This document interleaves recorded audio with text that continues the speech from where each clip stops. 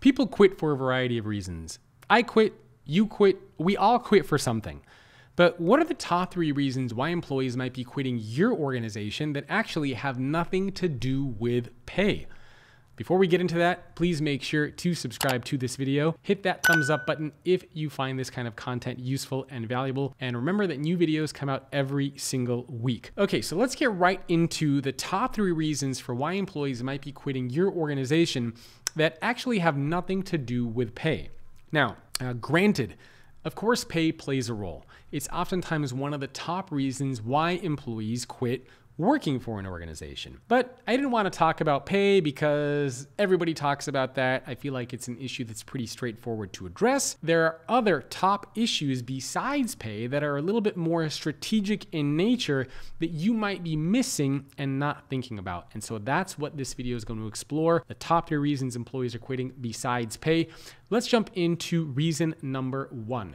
And that is lack of growth. A lot of employees who are working for you, one of the top things that they want is personal and professional advancement. They want to learn new skills. They want to know that there are other opportunities. They want to know that there is a path forward. And when they don't see a path forward, when all they see is a brick wall in front of them, immediately what starts to happen is employees get disengaged. They start to think, well, there's no reason for me to stay around. I don't see a path forward. In fact, that's actually the phrase that a lot of employees use when they quit an organization. They will say, I just didn't see any more room to grow. I didn't see a path forward. I felt like I hit a wall. So the learning and the growth element is crucial for employees, and it's one of the top reasons why they quit. You have to remember that this is human nature. Whether you look at video games where you level up your character, whether you look at training that we go through in our professional lives, there's always this idea of leveling up, of upskilling, of getting more points, of creating a better character, of being a better version of you. And so when you feel stagnated and when you don't feel like you have that, whether it's in a relationship that you might have at home or whether it's in a relationship that you have with your employer, you start to wonder if that's really the best place for you to be a part of. So this idea of advancement is really just a part of basic human nature. I think there are a couple different angles here that we need to think about. Now, on the one hand, organizations need to do a better job of telling employees and giving them some perspective around what that training, what that growth, what that opportunity might be like. So here's where you are now. Here's where you could potentially be in the future. Here are the training programs that you can get access to. Here are the skills that you need to master. Here are the mindsets that you need to embrace. Here are some of the things that you can do to progress and move forward, helping employees understand exactly what those things are, what they need to do, what the expectations are. But we also forget that there is a lot of accountability that should be placed on employees.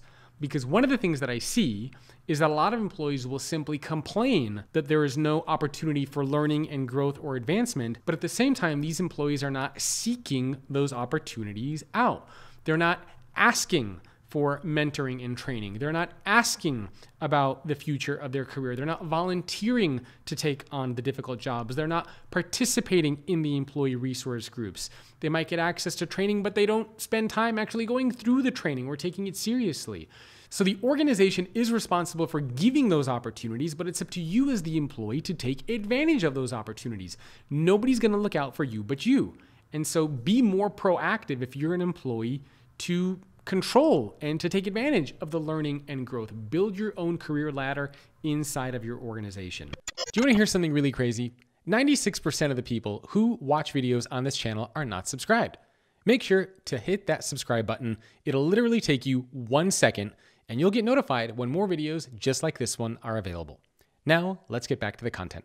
The second reason why a lot of employees are quitting your organization that has nothing to do with pay is all about the relationship that they might have with you, the direct relationship that they have with their leader, their boss, their manager. And this is because we spend most of our time inside of an organization working for our direct boss. And so if you don't have a good relationship with them, it makes it very tense. And usually not having a good relationship means that the leader does not show appreciation. They don't recognize, they don't value the employee, and the employee feels that. Now, again, it doesn't mean that the employee shouldn't be doing a good job. They shouldn't be producing good quality work. They shouldn't be doing things on time. They shouldn't try to go above and beyond. I'm assuming that that's the case. right? If that's not the case, you have other issues around performance that you need to figure out with your employee. But assuming you do have employees who are doing a good job, one of the reasons why those employees don't feel like you care about them is because the appreciation, the saying thank you, I couldn't do this without you, just showing that you value your team is something that a lot of people struggle with. In fact, in my recent book, Leading with Vulnerability, we surveyed 14,000 employees in partnership with DDI. And one of the things that scored lowest on leadership behaviors is that leaders do not want to inquire about the well-being of their people. Checking in. How are you? How's it going? How are you doing? How are you feeling? That shows concern. That shows value. That shows that you don't just view the people who work with and for you as cogs, as workers, but you have to view them as human beings as well. I was very much in this situation early on in my career, back when I used to have full-time jobs. And I remember when my alarm clock would go off at 6 in the morning, that I would get butterflies in my stomach, knowing that I would have to show up to work and face these leaders who I just thought were just draining my life. In fact, the whole reason why I went off on my own, and I've shared this story many times, my coffee story, is because I had a leader that I worked with who I didn't feel appreciated me or valued me. They sold me this fake bill of goods around what I would be doing after I got hired. And then after I took the job, I did data entry and cold calling and PowerPoint presentations. And the last straw for me was when this executive made me go get him a cup of coffee at Starbucks. So again, I didn't feel valued. I didn't feel appreciated. I didn't feel like my leader at the time cared about me in any way, shape, or form. He viewed me as an expendable cog. And as a result, I quit the organization, went off on my own. But of course, looking back, it's probably one of the best things that I've ever done. The third reason why employees are quitting your organization that has nothing to do with pay is poor work-life integration. Over the past few years, we have really seen post-pandemic the importance, the value that employees place on this. Now, this has been a topic of conversation for many, many years, but especially post-pandemic, this is something that employees care about a lot. And this has been very challenging over the past few years because as so many people were working virtually, it became very hard to disconnect. And one of the things that I always talk about is that connectivity does not imply availability.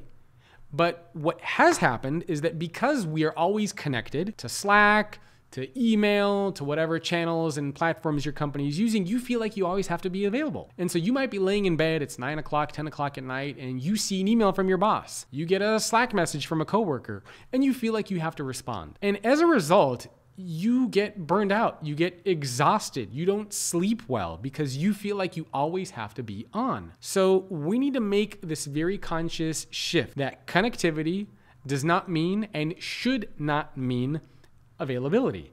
In fact, one of the things that just came out fairly recently from Pew was that almost half of Americans alone don't even take their full vacation time because they feel, again, like they always have to be working. So some of the things that you can do are set guidelines inside of your organization. Maybe you try no meetings on certain days. Maybe you ask yourself, does everybody need to be in that meeting before you schedule it? Maybe you don't send out emails before 6 a.m. or after 6 p.m. Try to establish some sort of clear guidelines. Talk to your employees. Let them know that it's okay to have boundaries. Let them know that the expectation is not that they're going to be working 24/7. If you're in a leadership role, it's especially crucial for you to do that because if you do that, your employees will know it's okay. So lead by example. Very tough to maintain that work-life integration as a result of our always being connected. This is also why workplace flexibility is so important.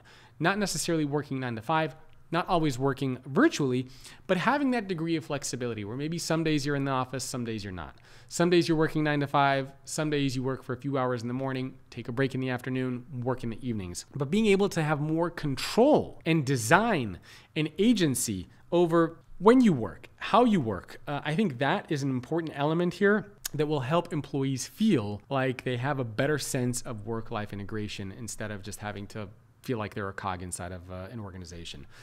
So if you can focus on these 3 things, you will find that your employees will stay with you longer. So just a quick recap, the top 3 reasons why your employees are quitting that have nothing to do with pay. Number 1, lack of growth. So pave the way for them, help them see what that trajectory is. If you're an employee, be more accountable, speak up, ask for what you want in terms of your career, your professional development.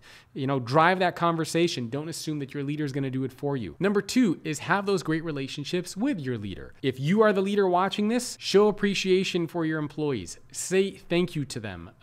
View them as human beings, not just as workers. If you're an employee, you can also check in with your leader. Let them know that maybe you don't feel valued, you don't feel appreciated. Let them know some of the things that you care about and value and why. And lastly, poor work-life integration. Both parties play a role here. If you're an employee, it's okay to try to set boundaries. It's okay to communicate that you can't attend those 5 a.m. meetings or those 10 p.m. meetings. And if you're a leader, make sure that you lead by example. Set up those guidelines with your employees. Have that open conversation as well. And again, if you can do these 3 things, you will find that employees will stop quitting your organization at the rate that they are quitting. So I hope you enjoyed this video and found it valuable. If so, please remember to subscribe to this YouTube channel and hit that thumbs up. And we will be creating more content just like this every single week. Leave me a comment below. Let me know what you think. Are there any other tips and strategies that you would implement? Thanks for watching. I'll see you next time.